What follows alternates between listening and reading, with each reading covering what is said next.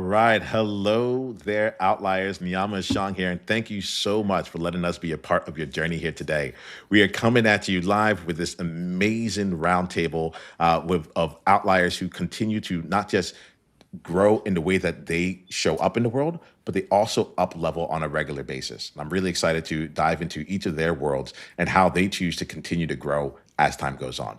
So let's give you a chance to get to know our esteemed guests here today. Michelle, we'll start off with you. Would you mind letting Outliers know more about you and the game you're currently playing? Thanks so much, Niiamah. So happy to be here. Thanks for joining in. I'm an author, a journalist, a keynote speaker, a book editor, a writing coach. I give workshops, and the game I play with myself all the time is what do I love to do most, and how can I maximize that love into what I do every day? How can I do what I love most, the most? For the most. That would help too.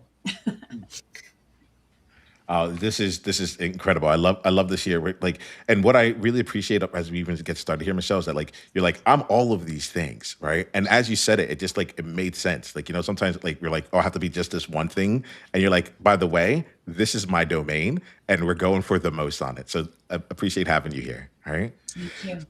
Stacy, let's get to know you. Do you mind letting us know more about you and the game you're playing? Absolutely. I mean, Outliers is the perfect topic for the four of us today, and I'm super excited to be here, Niiamah, with you and your listeners. And the game I'm playing is quite simple. It's not quite as complicated as Michelle's. I have one role in my life, and I'm a student. I'm a student of life. I'm a student of business, and I'm just a student of everything that I embark on. And the game that I'm playing, realistically, Niiamah, is super simple. I like it when we keep things simple, and it's just do 1% better every day. And everything we do, whether it's working out in the gym or exercising, or just living our life or in our professional careers, if we can just do 1% better every day, I think that really brings in the entire Outlier theme. And that's the game I play. Oh wow! Like it is, Stacey. I'm glad that you're here. That 1% sounds like so good, and I realized when you said it, how Yeah. much like inside of me, I was like, oh, but like I'm a high achiever. Shouldn't I be going for doubles and triples and all that? So Yeah. we might bring that in and play with that because Mhm. I can see the tension there. Glad to have you, Erica. Would love to get to know you. Would you mind sharing more about you and the game you're playing? Yes, thank you so much for having me. I'm excited to be here. It's awesome topics going on. So I work with established businesses, helping them stabilize their revenue, get conversations flowing, and build systems so they can grow predictable income, not random income. And the game that I am playing is I live for the aha moments, I think, in life. Just when I work with my businesses, when they finally realize, oh my God, this is the way it works, right? That's an aha moment. And it doesn't have to be, a grandiose thing. For myself, the same. I love the 1%. That is, I think, who I am as well. And I think that if we can just move kind of building on what we're doing, we can find that aha moment almost every day and something that we're doing. Just moving forward one step at a time and trying to find those things that keep us excited and keep us looking forward to what's coming. Well, I am definitely excited and looking forward to this conversation here. Outliers. So while the four of us are talking here, whether you're watching this live or watching this on the replay, this is a conversation for all of us. So we're going to have the conversation very emergent and organic. And honestly, I invite y'all to participate. I just realized this is our first time like really going live with a round table here, and I realized I'm like y'all are a part of this conversation. So please put in your comments, put in your questions. Like we can ask them in real time. Like if you hear something and it strikes you up, let us know. Like we're building this thing. One of the thing about being an outlier is that like there's no set path. Stacey, you talked about being a learner. Being a student actually. Like and there's this element of like continuously learning. So if y'all can help us out by sharing the questions, sharing like helping us figure out like what would be important to you. We'd love to incorporate it, and it makes it a really rich experience for everyone. All right. All right, cool. Well, I like We're here. It's Outliers Edge, and I know that each of you are outliers. I now want to see like how are y'all leaning into your edge nowadays, right? So, would you mind sharing with us like a project that you're taking on, some like a goal that you have either for 2026 or something that you're working on right now that that either I'll play it this way. Like the safe way is that it makes you really excited and you're really excited for it to happen. And then the edgier way is that it gives you sweaty palms. One of those things where you're like, I'm not necessarily sure. Like this is my big swing. I'm not necessarily sure how it's going to go, but I'm all in. Would anyone want to take us off on that one? Oh, may I ask, like, for anyone that's listening later on, would you mind saying your name the first time that you answer so that we can associate your name and your voice again? All right. So what's a product you're taking on that really excites you, or if you're really going for it, that will give you sweaty palms? This is Erica. I can go first. I'm working on I think is what probably is on everybody's mind. So I'm working on a system for a lot of my clients that deals a lot more with the networking and the referral side so that they can kind of gamify going through it. It's been just one of the, I think, best parts of business and the hardest part for everybody to do. And just really being able to keep track of, like it's a point system that I've kind of live yet, but the point system so that everybody understands like, oh, well, Michele is amazing at really talking to this many people. And Niiamah has read every single email and has, asked for every single, extra document I have. And Stacy has sent so many people my way. It's amazing. So everything has its own little point system just to be able to keep track of that and stay.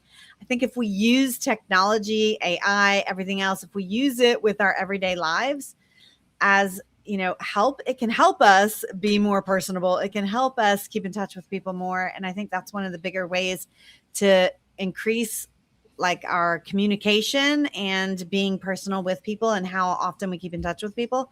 It's the best way to be able to do that. So that's what I'm working on. That's really cool. If I might jump in here, Niiamah, what you said, Erica, about the AI and making connections. We're actually on a very similar venture, but in a completely different vertical. To kind of give you some perspective, the thing that scares the crap out of me is the 100 million people worldwide we want to serve by making connections. Where you were talking about making connections through networking, referrals, and relationship building, we're doing the same, but with language instruction, right? The biggest part of, from our perspective about communication is a mutual understanding, right? We give a message, we receive the message, and if it's the same, we have communication. Well, language barrier happens to be a big part of that. And when all of us as entrepreneurs and professionals, we have no choice but to work internationally with each other, and language barrier is becoming more and more of a problem. And so I've set out a mission to serve 100 million people and connecting and building their interrelationships through language learning and understanding. AI has a really big part in that, but the pendulum for us is actually swinging the other way, and such that the technology has really helped people to get into language learning and understanding communication from that side.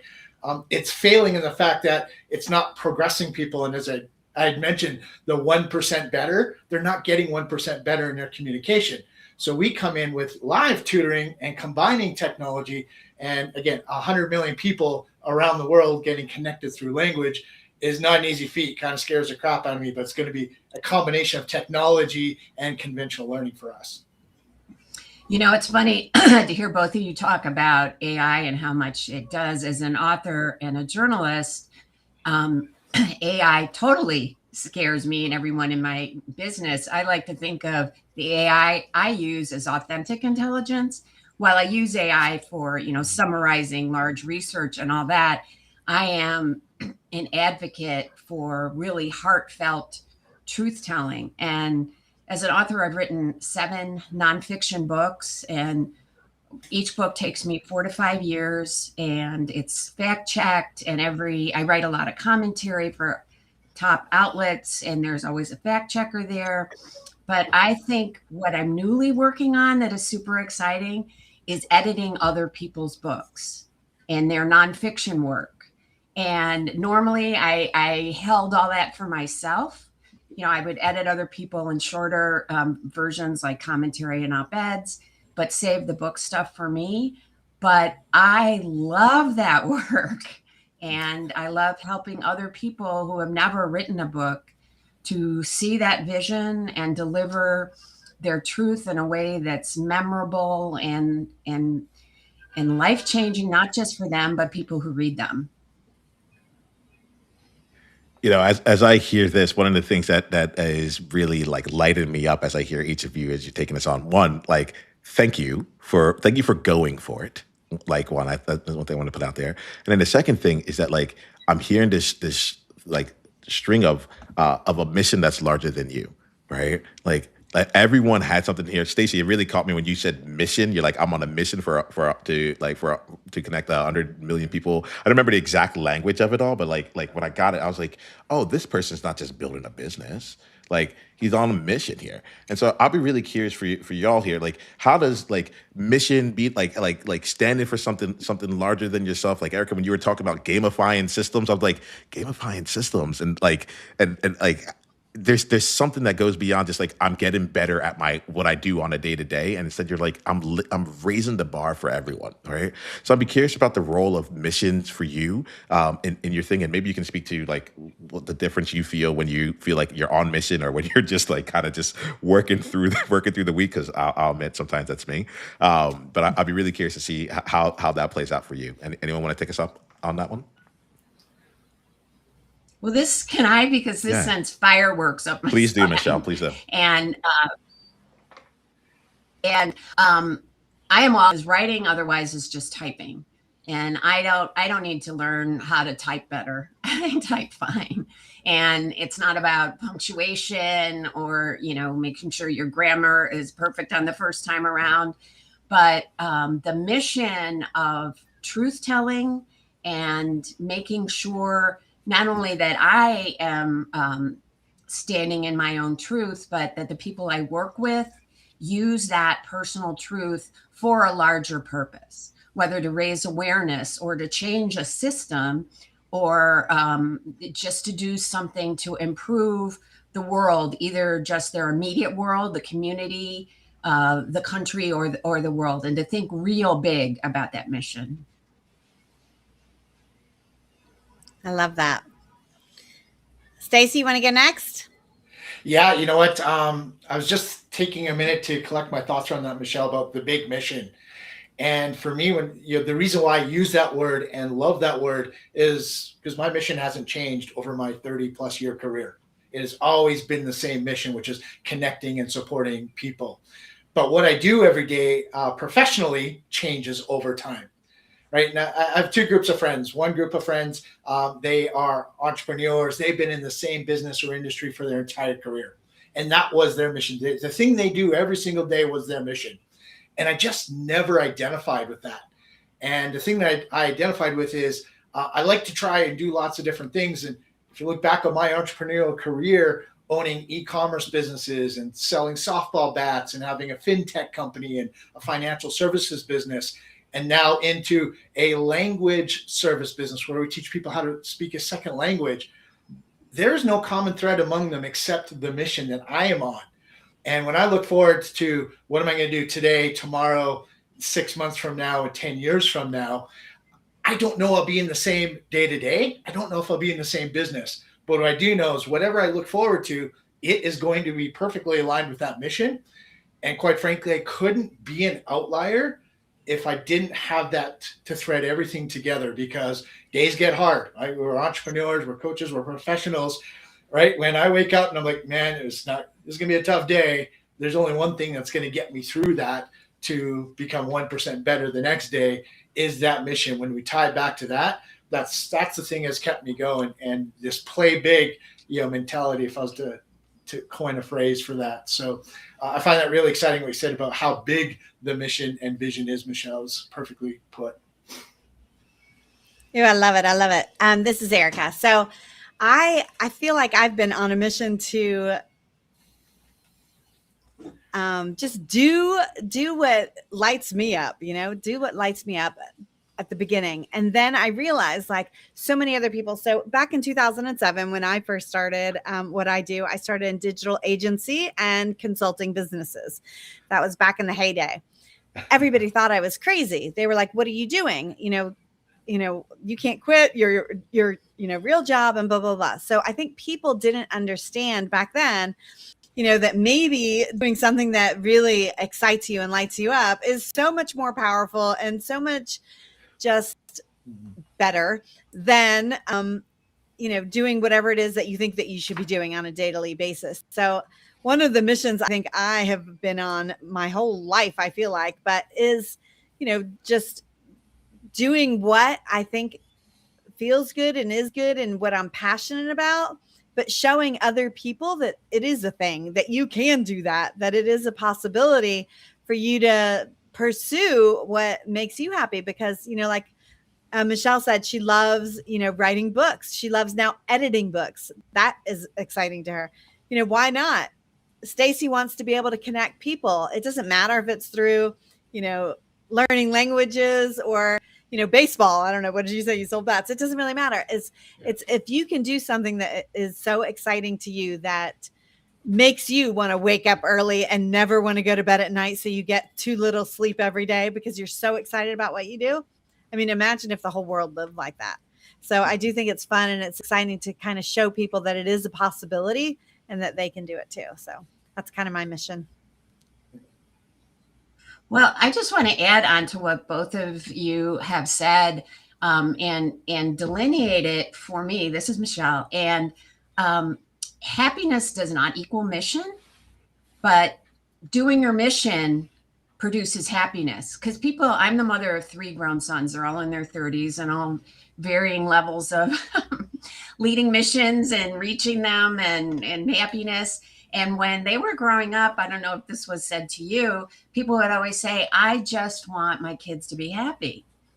And I said, that's not my goal, because I know what makes them happy. Laying on the couch, eating a cheeseburger, and playing video games. That is not what I want for them. I want for them to find their own mission, their authentic desire and passion, like you said, Erica, for the world. And that isn't always happy. You're happy maybe at the end, but like you said, or up early in the morning, go to bed early in the morning.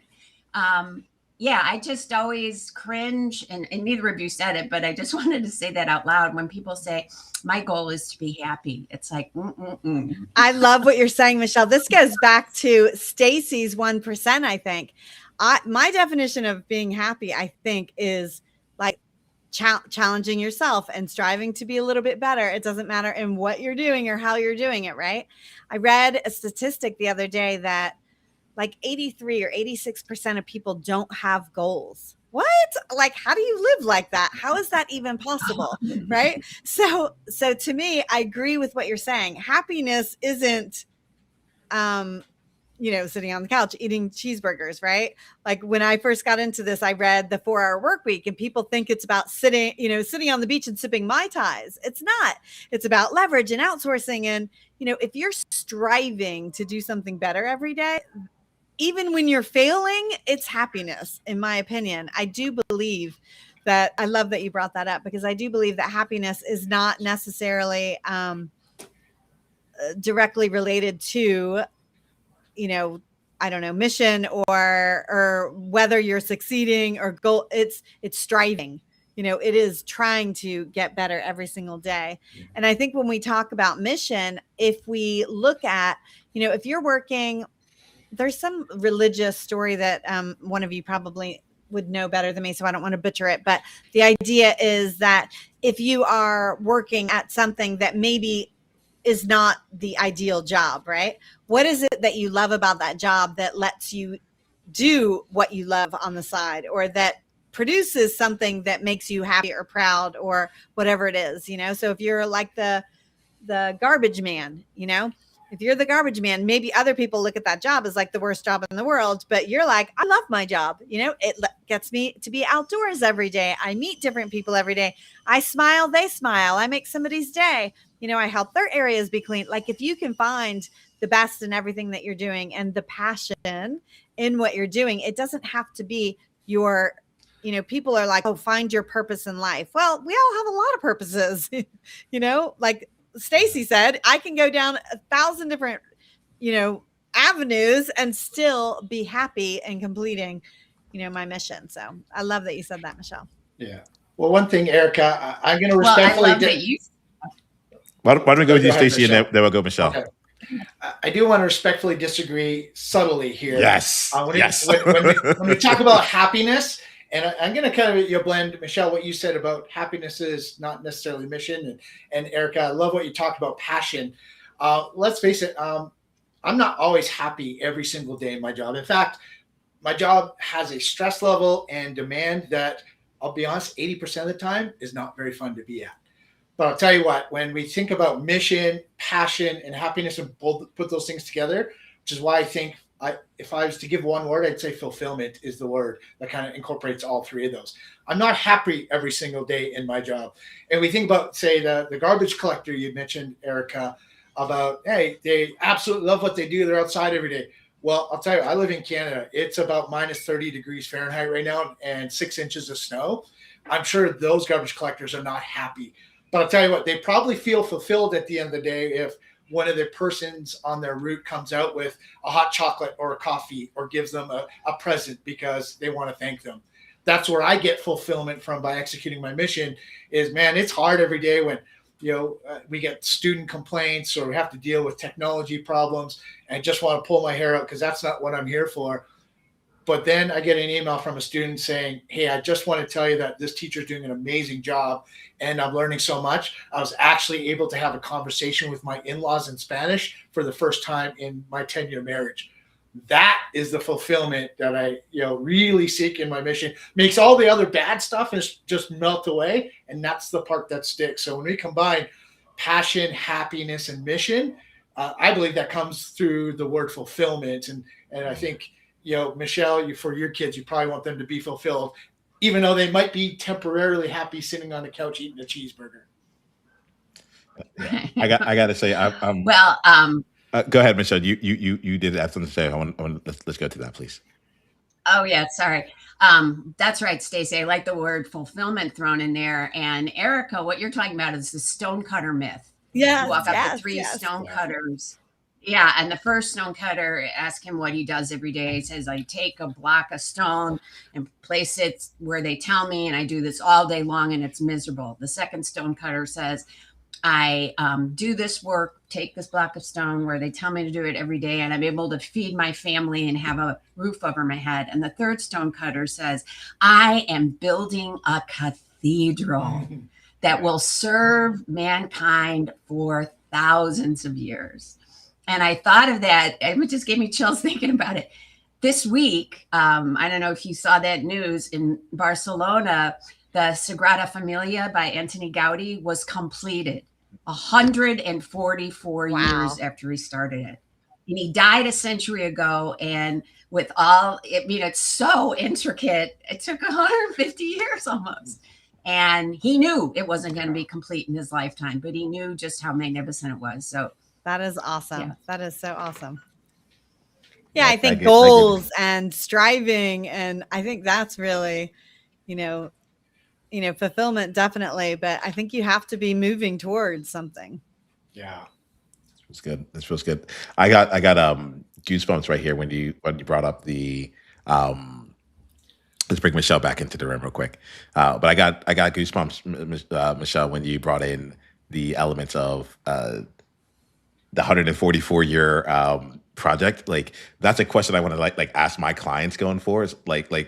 Is what's something that you want to take on right now? And Outliers, you can put it into this space right now. Like, what's something that you feel so strongly about that you would be willing to set the groundwork now, and it wouldn't even be completed in your lifetime? I think this is one of the things that we're talking about. As I'm hearing you all, you have something that has longevity.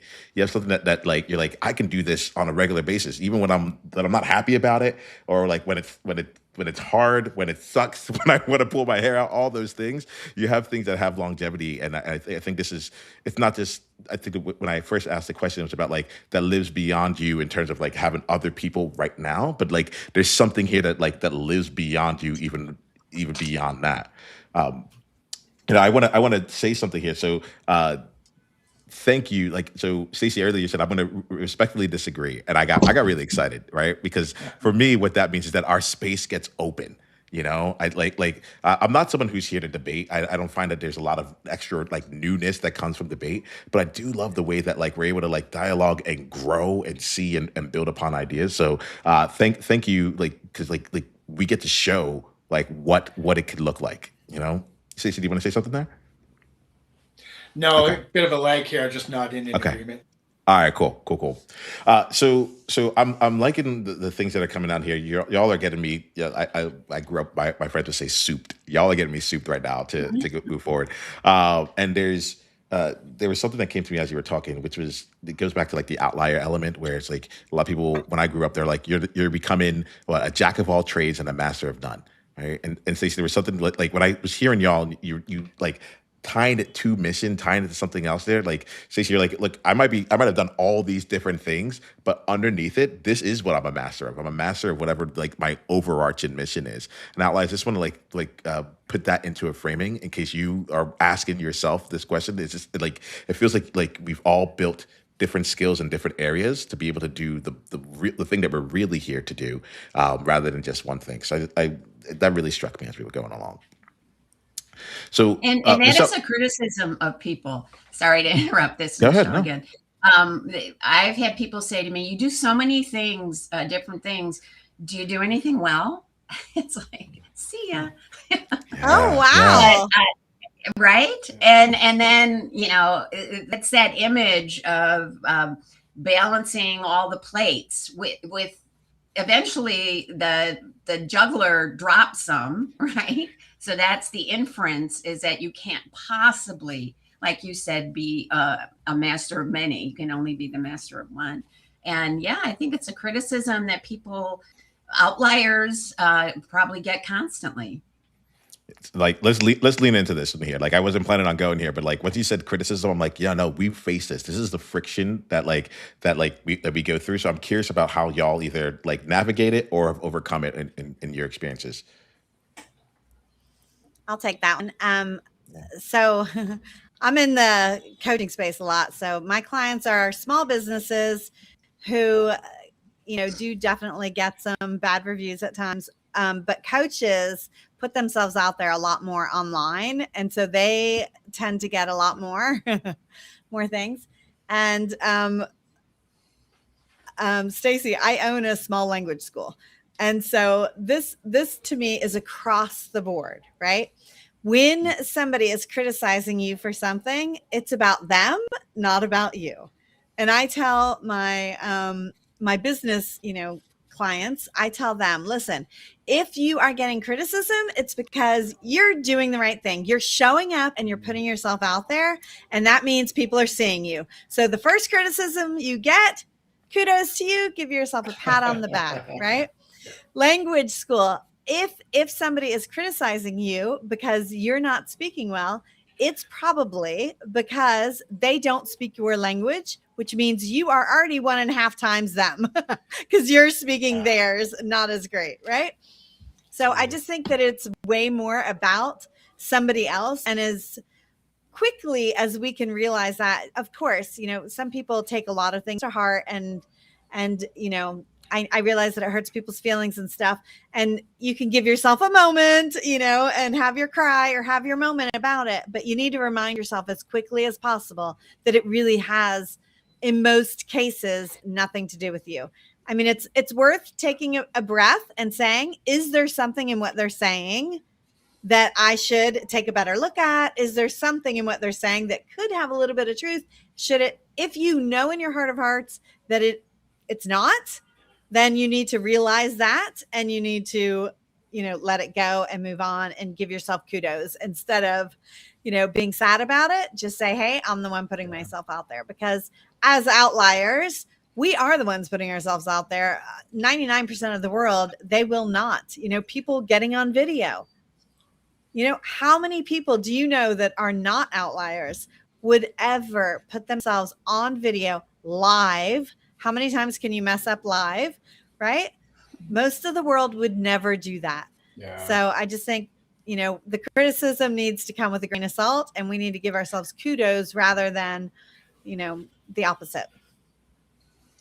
I would, thanks so much, Erica. This is Michele again. I don't mean to be hogging, but I get so excited about this.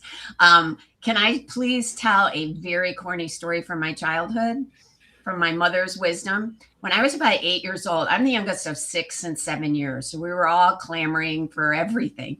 And when I was about 8 years old, the local bully said to me, Michele Weldon, you are so full of yourself.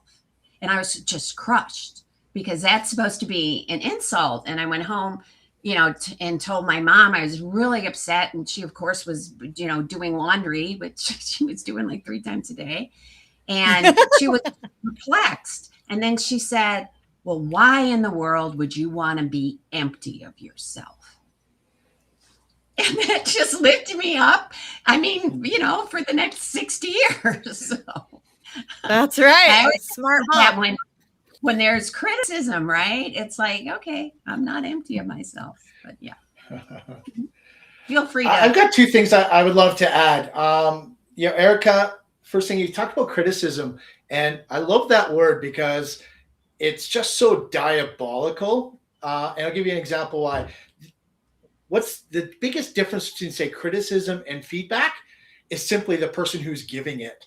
Right. I've never, ever been criticized by somebody I viewed as successful or further along in their journey than me. It's been feedback. If I met a multi-millionaire or billionaire and they're talking to me about something I did wrong or could have improved, it's feedback. If it's somebody who's 5 years behind me on my journey, telling me what I did wrong and where I could improve, it's criticism. And that, it's a funny way talking about language and how words have meaning. Perspective also has meaning, which is why connection is so important. But before I move on, there's one thing I want to go back to, Niiamah, if I can. The quote about Jack of all trades, master of none. And Michele, I think you'll appreciate this because I'm not a specialist. I'm very much a generalist, which is why in the career path that I am. But here, that's often misquoted. The Jack of all trades, the master of none. That's actually only half the quote. And I had to look it up. So the full quote, if you haven't heard it, is a Jack of all trades is a master of none, but oftentimes better than a master of one. Ooh. I've taken that so personally because I'm very similar. I have so many interests across different verticals that I often felt that I've been disadvantaged because I didn't specialize. I am not the guy in this space. Like, I have a friend. He has a construction company. He's been in scaffold his whole life. He's the scaffold guy. And I have another friend who has an oil and gas business. He's the oil and gas guy. Like, even my own family doesn't know how to describe what I do when somebody asks what's Stacy working on. She's like, I don't know. He does so many things. But where it served me as an outlier is getting all of these different rich experiences, right? Working in one industry and then taking what I learned there and applying it to another industry. That's what an outlier does. Is that person takes seemingly unrelated concepts and ideas and applies it somewhere nobody else has applied it to. My construction buddy, my oil and gas buddy, they're brilliant in their industries. But if you took them as CEOs in their industries and put them into another industry, they would probably not be nearly as successful in their business because they are a master in their craft, but not enough of a jack of all trades, so to speak. So kind of look at it as the old Staples commercial, the easy button, right? The generalist, that was easy, and we hit the button because we have so many different experiences. So I just want to come back to that because I hear that quote often misquoted. So Michele, I see you as the master of all trades for sure. I love that. That's lighting me up here. Like, Outliers, as you're listening to this here, like, go use the chat. We're putting some things in the chat here. You'll like around like some of the things that are like is striking us as it goes along. If there's something you hear that comes in, let it out us. Let us know. Put it in here. If there's something that you want to challenge us on or respectfully disagree, like, come on here. Let's be a part of this here. Let's keep growing. I love that full picture of the entire quote. So thank you for bringing that in. That's something that like I want to just like put up on my wall just to like keep myself like, just to keep myself in reminder. Cause it's like, because when I hear it, I'm like, oh, I'm not wrong. There's some element here of like underneath all this here, like what we're doing, like makes sense. We're this conversation has been really fun. We're getting ready to have like, I think we have like time for like one more like question that we can all kind of go in, and then we'll wrap for today, so the outliers know how they can go deeper down the journey with you. This one here, Michele, you brought up like being a truth teller. And I think that like I feel like in this conversation, like I'm seeing I'm hearing like the truth telling from one perspective, but I'm also hearing it through story and through like being able to see and be like who you are, or like without apology. Like this is the actual truth. And so I'm really curious here. I think when I heard that, it sounded really great. And then I went to like the element of like, but it also can sound pretty dangerous, right? Like the truth is not always welcome. The truth is not always like, yeah, let's just say it's not always welcome. It's oftentimes like fought against.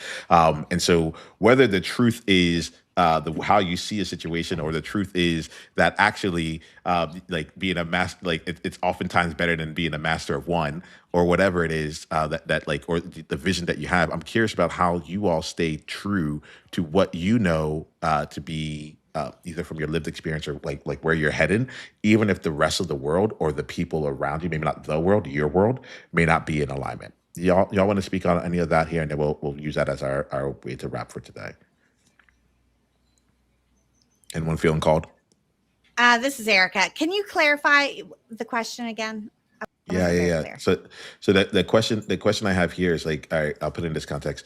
When y'all are like pioneering or figure or going someplace where like, most people haven't been or wouldn't necessarily agree with you, how do you stay on your path before it becomes cool, before it becomes acceptable, before it becomes the new truth, and stay along with it. So I want to see if any of y'all have any insights on that. 'Cause I think a lot of outliers out there are saying like, is this real? Like, am I onto something or not? This is Erica. I can start that one. So that was me. In 2007, I quit my job. I moved to another country. People were like, "What is wrong with you? Have you lost your mind?"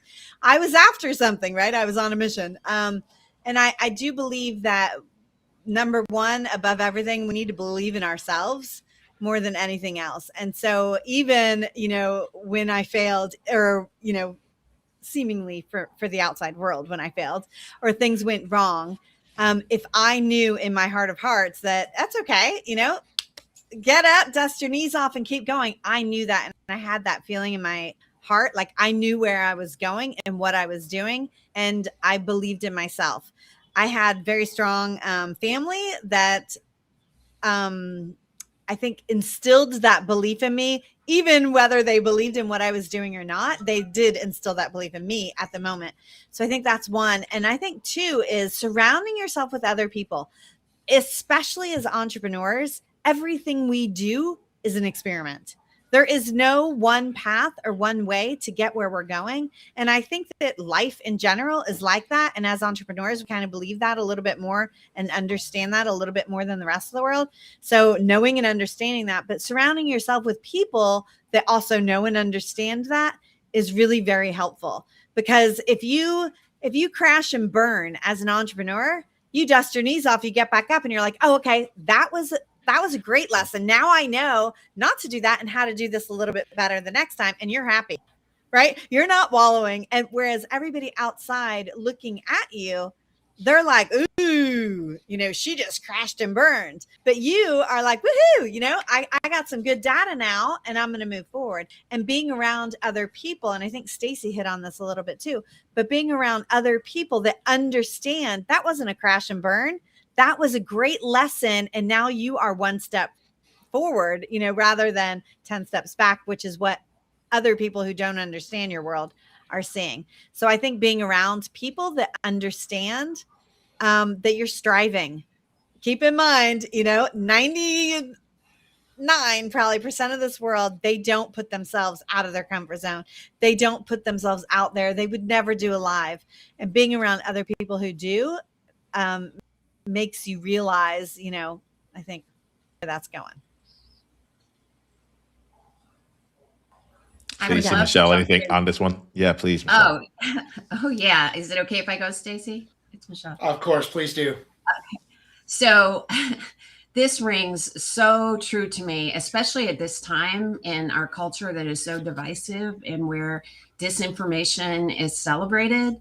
as a journalist, I mean, this is a bastion of what we're fighting for. And I think that to use a cliche, I think the tide is turning where truth is beginning to be in favor again, which is magnificent.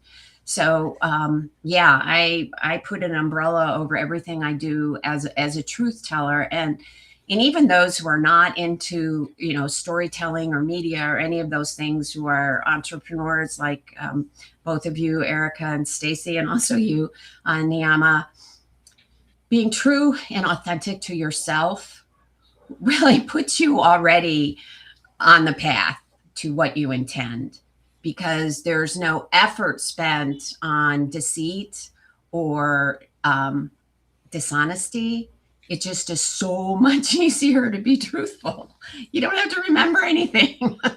You know it, right? You don't have to think like, oh gosh, what did I say the last time? It's yeah. Thank you for asking that. I love it. Man, this is gonna be tough to follow up, but it's Stacy here that wants to jump in and add, my 3 cents for whatever they're worth.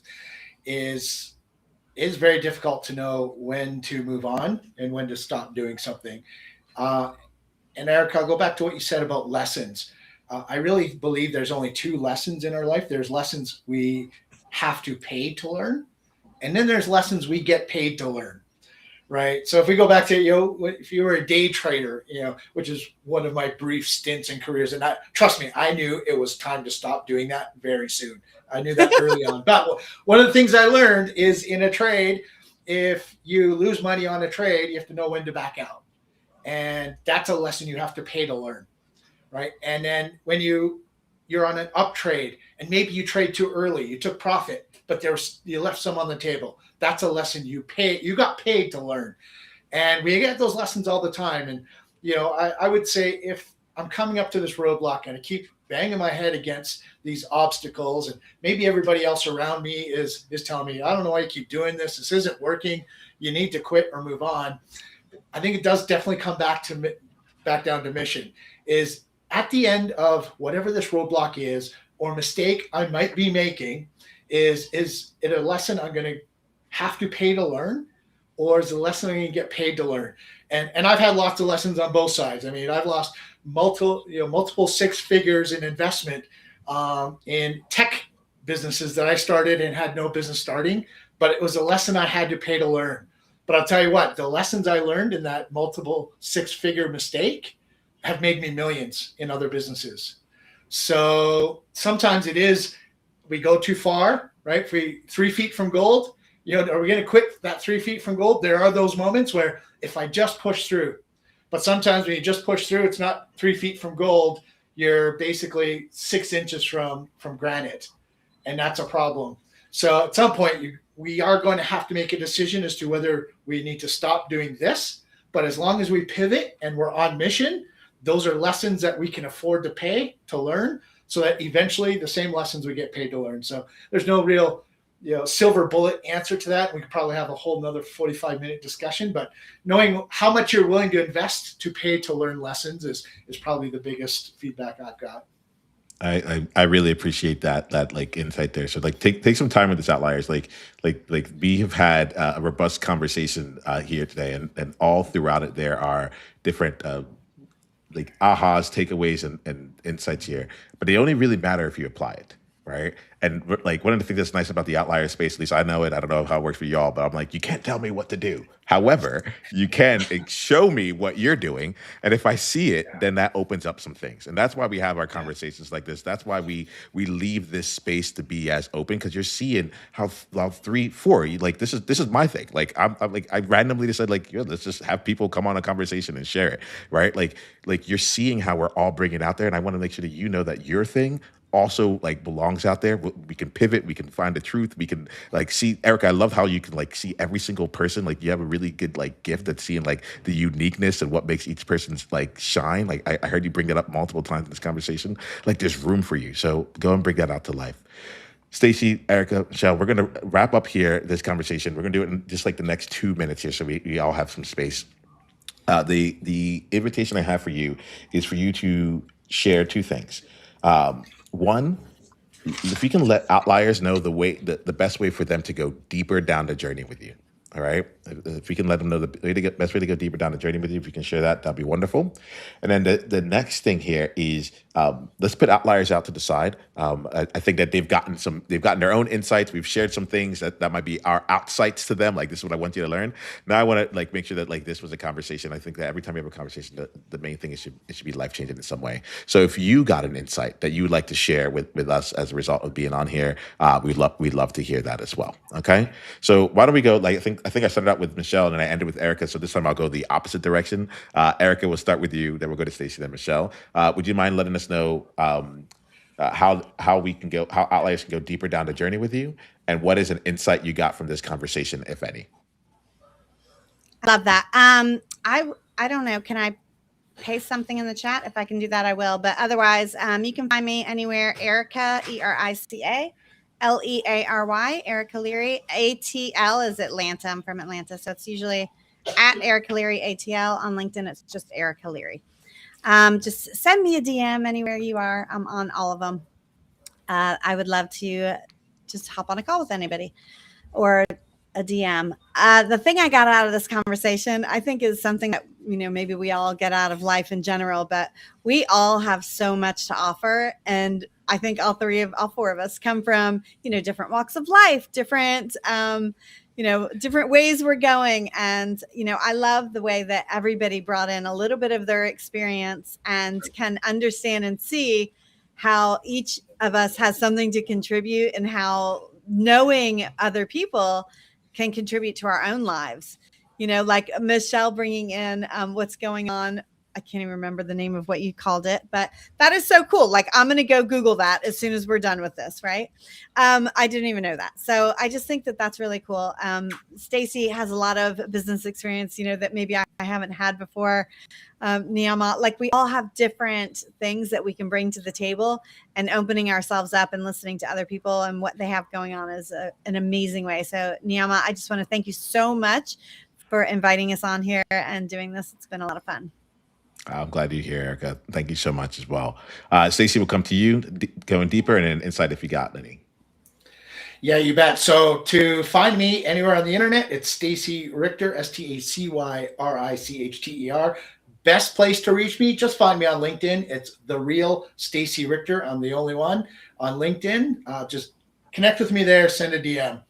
And talking about insights from this roundtable for Outliers Edge, there were two big things that that lit up for me. One was a very timely reminder, and the other was something new I'd never heard before. So I was today years old when I learned about the stone cutters myth that you brought up, Michele, where the perspective of doing the exact same task is completely different.